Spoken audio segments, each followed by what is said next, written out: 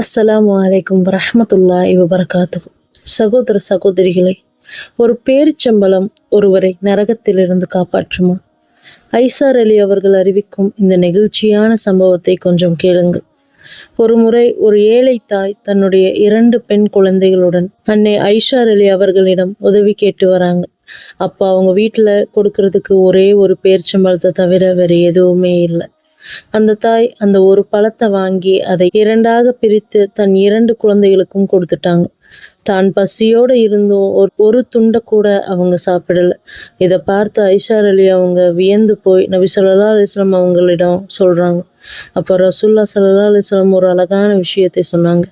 யார் இது போன்று பெண் குழந்தைகளால் சோதிக்கப்பட்டு அவர்களை சிறந்த முறையில் வளர்க்கிறாரோ அந்த பெண் குழந்தைகள் அவருக்கு நரக நெருப்பிலிருந்து பாதுகாக்கும் திரையாக இருப்பார்கள் அப்படின்னு சொல்றாங்க. பெண் குழந்தைகள் அல்லாஹ் நமக்கு கொடுத்த மிகப்பெரிய அருட்கொடை. இந்த தகவல் உங்களுக்கு பிடிச்சிருந்தா நம்ம சேனலை சப்ஸ்கிரைப் பண்ணுங்க. அஸ்ஸலாமு அலைக்கும் வரஹ்மத்துல்லாஹி வபரகாத்துஹு.